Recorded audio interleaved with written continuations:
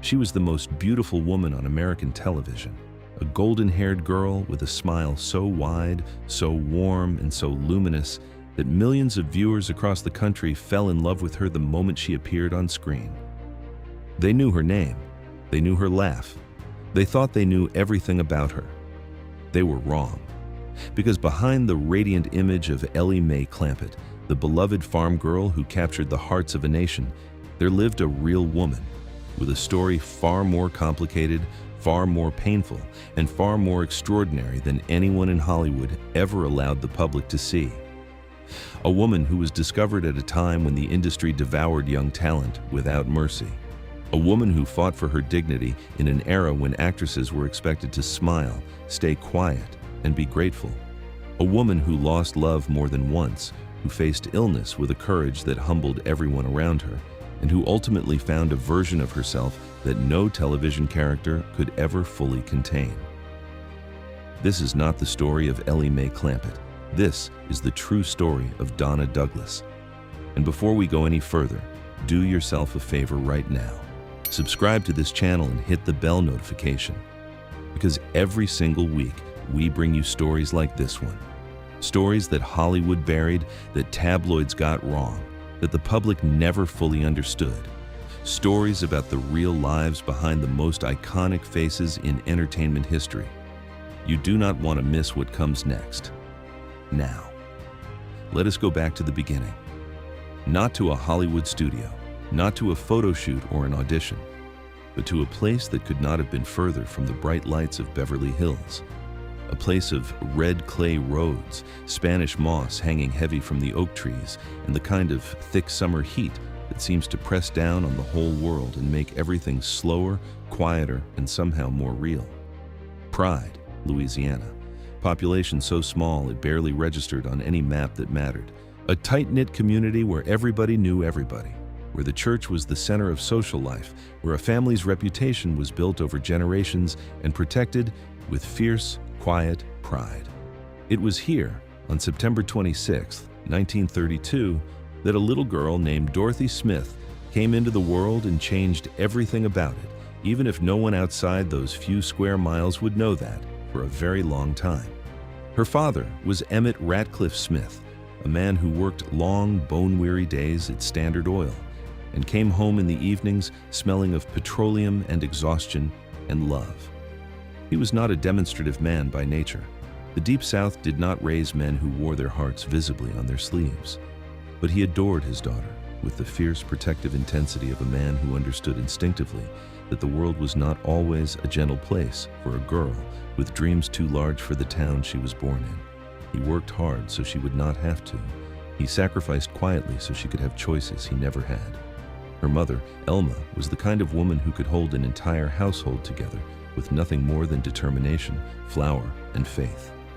She cooked and cleaned and prayed and laughed and sang, and she filled the small wooden house with a warmth that the Louisiana winters could never fully penetrate.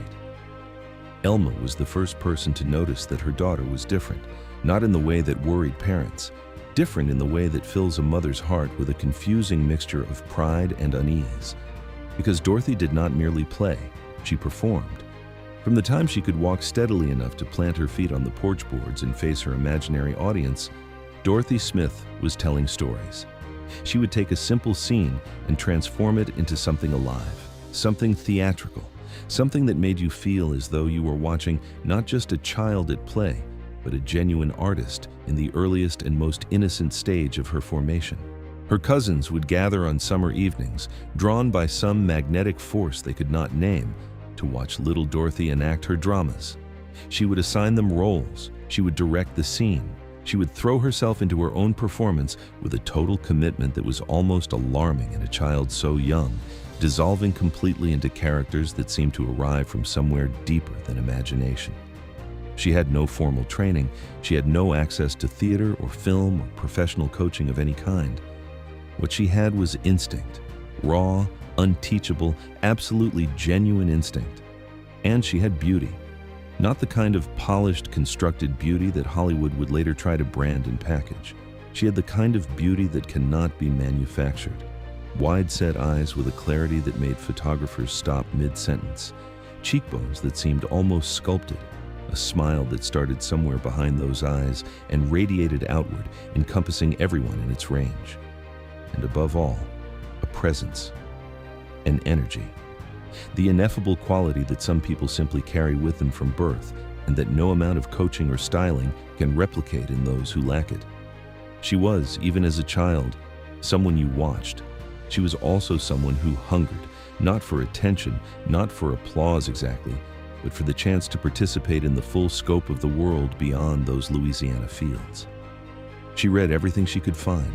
She listened to the radio with an intensity that went beyond entertainment, studying the way professional voices worked, the rhythms of scripted dialogue, the mechanics of storytelling at a level she had no business understanding as deeply as she did.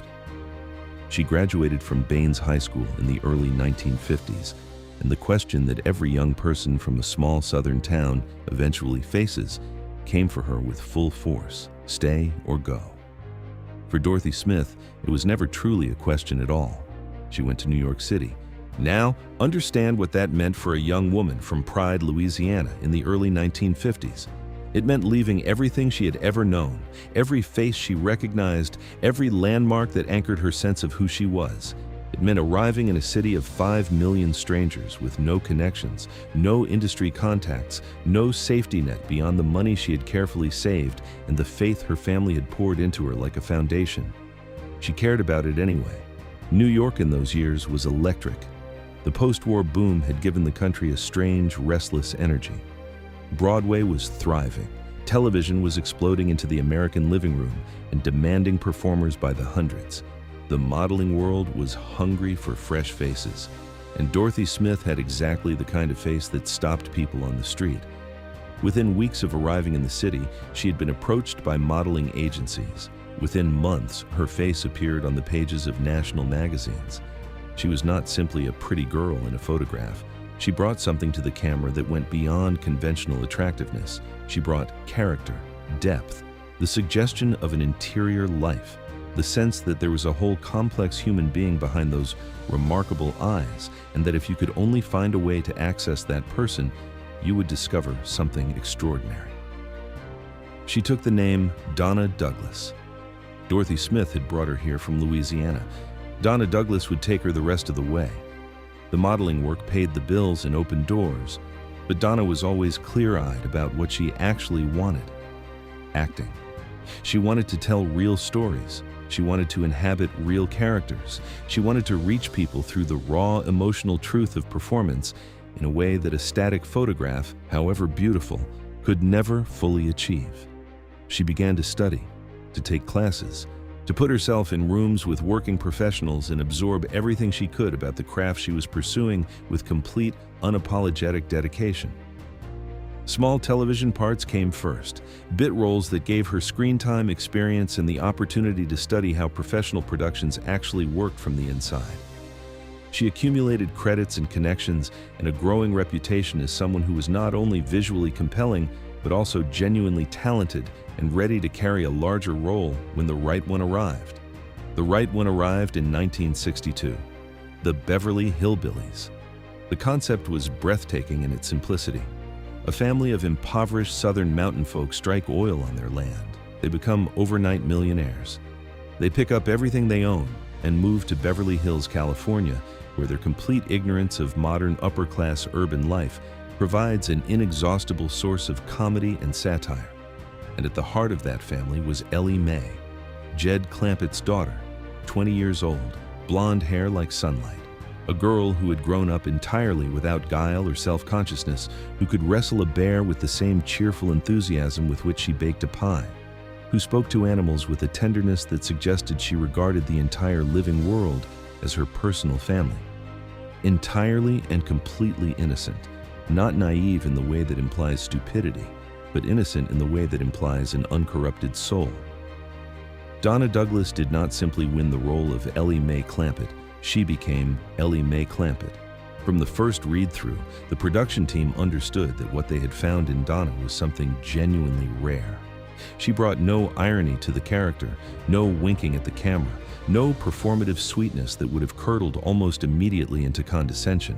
She played Elly May as a fully realized human being, and the authenticity of that commitment transformed what could have been a one-dimensional caricature into one of the most genuinely beloved characters in the history of American television. Her physical comedy was extraordinary. She had a body awareness and a fearlessness about physical performance that most trained actresses twice her age lacked.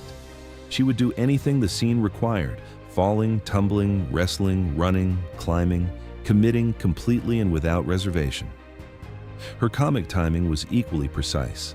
The comedy of the Beverly Hillbillies was largely built on misunderstanding, and Donna had an extraordinary instinct for the precise moment at which Elly's innocent misreading of a situation became not just funny, but somehow poignant.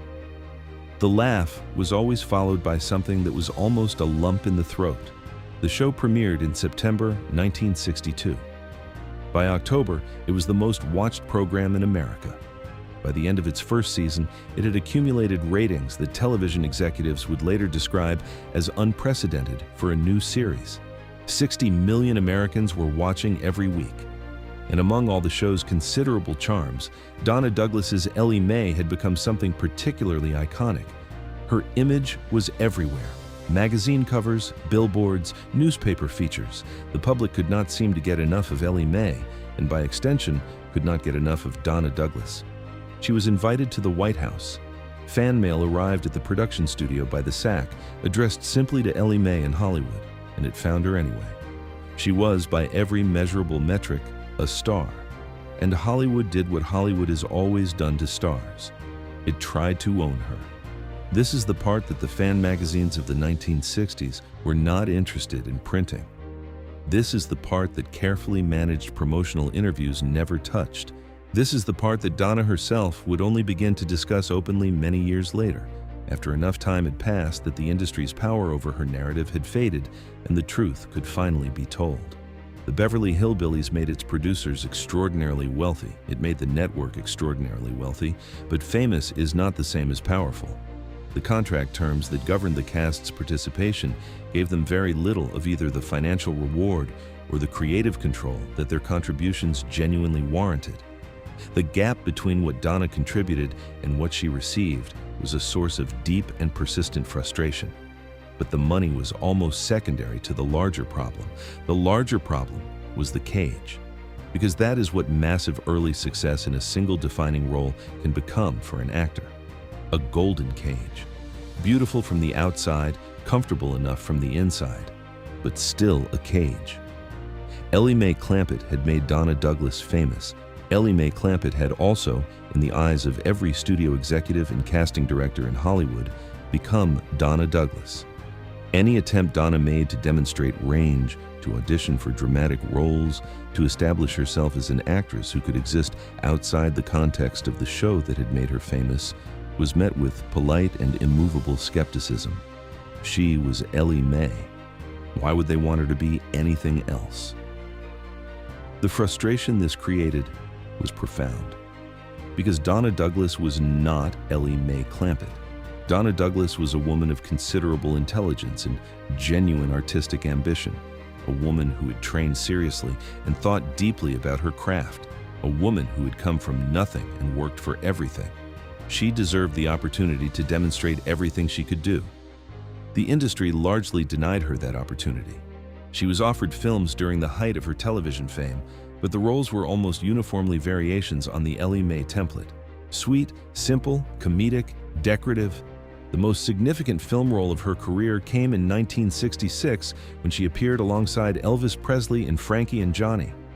The experience gave Donna a window into the strange and difficult life that extreme, sustained celebrity creates. She watched the way Presley was handled by the people around him, warm and generous in private, yet clearly suffocated by the machinery that controlled his public existence. It was a mirror she found uncomfortably recognizable. Through all of this, Donna was also navigating the labyrinth of romance and relationship that the entertainment industry makes more complicated than it needs to be. She had been married once before, the Beverly Hillbillies, briefly in her early New York years. The marriage was young and hopeful, and ultimately could not survive the pressures of two lives still very much in formation. It ended quietly, leaving her with a son named Danny, whom she raised with fierce devotion. And then, on the set of the Beverly Hillbillies, she met Robert M. Leeds. Leeds was a director, thoughtful, disciplined, creatively serious in a way that Donna found deeply attractive. He was not a performer seeking the spotlight. He was a craftsman, a professional who understood storytelling from the structural inside out. He directed multiple episodes of the show, and the professional respect between him and Donna evolved naturally and organically into something warmer, more personal, more charged. They fell in love on that set. Against the backdrop of the elaborate artifice of a hit television production, they discovered something real, something quiet and private and theirs. In 1971, they married. In the early years, it was genuinely good. Leeds was a man who valued domestic simplicity, who appreciated the quiet evenings at home that Donna had grown up dreaming about, who understood that the person he had married was more complex and more interesting than the public character that had made her famous. He saw Donna Douglas, not Elly May Clampett, and in those early years, that seeing was everything. But the Beverly Hillbillies ended in 1971, the same year they married, and the end of the show created a particular kind of existential vacuum in Donna's professional life that proved deeply disorienting. For nearly a decade, the show had been the organizing structure of her professional existence. Now that structure was gone, and what replaced it was an industry fundamentally uncertain about what to do with her. The offers came, but they were rarely right. Television movies, guest appearances on other shows, roles that traded on the nostalgia for Elly May without offering anything Donna could sink her genuine artistic teeth into.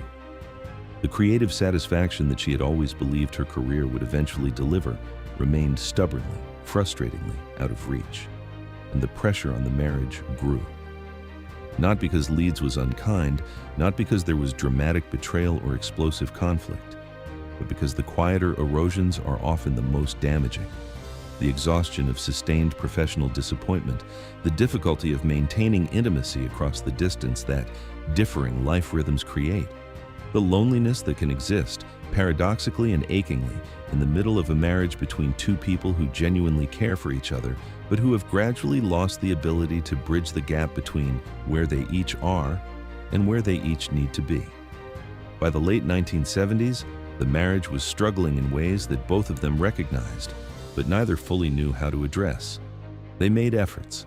They had conversations that were difficult and necessary and ultimately insufficient. The distance kept growing. In 1980, they announced their separation. The parting was handled with dignity and mutual respect. There was no public acrimony, no tabloid warfare. They had loved each other genuinely, and even though it was over, the decency with which they concluded it was a testament to the quality of the people they both were. Donna was 48 years old. Her most famous role was behind her.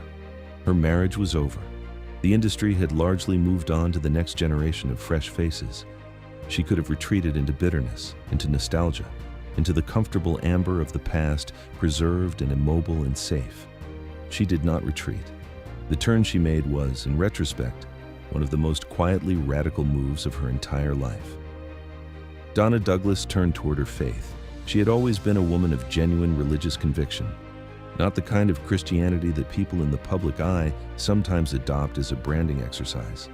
It was the deep, bone-level faith of a girl who had grown up in the Louisiana church tradition, who had been formed by it, who had carried it with her through New York and Hollywood and fame and marriage and loss without ever fully setting it down. In the years following the dissolution of her marriage, that faith moved from the background of Donna's life to its center. She became increasingly involved in Christian ministry and outreach work. She spoke at churches and religious conferences. She visited hospitals, schools, and prisons, giving her time and her story to people who needed to hear that difficulty was survivable, that loss was not the end of the narrative, that the road forward always existed even when it was not visible. She was, in these activities, a revelation to the people she reached. Donna Douglas in person was not the slightly comic, larger-than-life figure of Elly May. She was thoughtful and articulate and emotionally direct. She had a way of sitting with people in their pain without flinching, and then of offering, at exactly the right moment, a perspective that changed how the pain looked without diminishing the reality of it. she also pursued music. Donna had always sung, and her voice, warm and real and genuinely moving in its directness, found a new outlet on albums distributed primarily through the Christian music circuit. They found an audience that received them with a warmth and gratitude that meant more to Donna than any television ratings from the height of her fame. Because those listeners were hearing her, not Elly May, Donna Douglas herself, with all her complexity and faith and hard-won understanding of what it meant to have lived a real life in the bright and difficult spotlight of American celebrity. She was also rediscovering her relationship with the fans who had loved her since the 1960s. The Beverly Hillbillies had never entirely gone away, living in syndication and reaching new generations who discovered Elly May Clampett as a piece of American cultural heritage. Donna received fan mail continuously throughout the years. When she was not appearing on television at all, she answered it, not as a marketing strategy or a calculated effort to maintain public profile, but because she genuinely, specifically cared about the people who had taken the time to write to her. She understood that the relationship between an actor and the audience is not simply commercial. At its best, it is genuinely human. She attended fan conventions and Beverly Hillbillies reunions for decades following the show's end. She would sit for hours signing autographs with genuine presence, asking people about their lives, making people feel, consistently and without apparent effort, that they mattered to her personally. They did.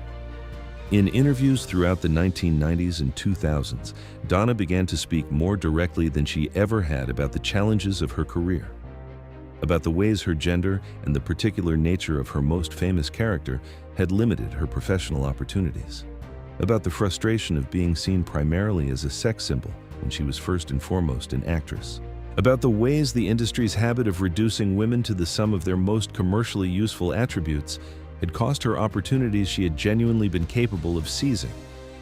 She said these things without anger. That was what made them land so hard, not rage, but the quiet and undeceived assessment of a woman who had lived the reality being described and processed it deeply enough to articulate it clearly. The losses and disappointments and frustrations of a career that peaked earlier than her talent warranted. The end of a marriage that had been genuinely loving. The particular loneliness of being permanently identified with the character you created rather than the person you actually are. These were the materials out of which Donna Douglas had built something resilient and clear-eyed and quietly extraordinary. She was, in her 60s and 70s, more fully herself than she had ever been in the years when the cameras were rolling and the ratings were high. Then came the news that changed everything. In 2013, it was announced that Donna Douglas had been diagnosed with pancreatic cancer. It was, as that diagnosis always is, devastating. Pancreatic cancer is among the most aggressive and least forgiving of the major cancers, with a survival rate that offers very little comfort and a progression that often moves faster than the patient or their family can fully comprehend or accept. The announcement came to her fans like a blow. This woman, who had been a fixture of their childhoods, who had shown up so reliably at conventions and charity events, and whose warmth had seemed almost like a constant in an inconstant world, the idea of her being ill was almost impossible to hold. But Donna Douglas held it. She held it with a composure and a courage that those who knew her in those final months have described consistently and always with a kind of awed gratitude as something beyond ordinary human fortitude. She did not dramatize her illness. She did not perform her acceptance of it. She simply accepted it with the profound and genuine faith of a woman who had long ago stopped requiring the world to be other than it was. She continued, for as long as she was physically able, to do the things that mattered to her. She spoke with fans, she prayed, she was present with the people she loved. She allowed herself to be cared for, which is sometimes the hardest thing to allow. On January 1st, 2015, Donna Douglas died. She was 82 years old. The tributes came immediately and from everywhere. Her former co-stars spoke about her with warmth that went beyond professional courtesy. Fans who had never met her described grieving her loss the way you grieve the loss of a genuinely beloved family member, because in some important sense, that was exactly what she had been to them. What they said at their best was this: she was good. Not famous good. not publicly good in the calculated way of someone managing a reputation. Simply good, the kind of person who made the world marginally warmer and more humane by moving through it.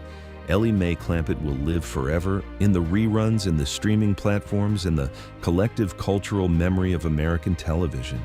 She will keep making people laugh, keep making people feel that generous surge of affection for a character who embodies uncorrupted goodness in a corrupted world. But Donna Douglas was more than Elly May. She was the girl from Pride who dared to dream larger than her town allowed. She was the young woman who walked into New York City with nothing and came out of it a star. She was the actress who took a comedic sitcom role and found within it something true. She was the woman who loved and lost and kept going, who faced an industry that undervalued her and responded not with bitterness, but with continued quality and continued grace, who found her faith not as a refuge from difficulty, but as the ground to stand on while walking through it. She was a woman who, at the end of her life, had earned the right to be exactly who she was. Dorothy Smith from Pride, Louisiana. Donna Douglas of Hollywood, one woman, one extraordinary life. A life that the bright lights tried to simplify and that refused, again and again, to be simplified. If this story moved you, please leave a like right now. It means more than you know, and it helps us keep telling stories like this one. Subscribe to this channel so you never miss the stories behind the icons, the real lives behind the brightest names in the history of American entertainment. We will see you in the next video.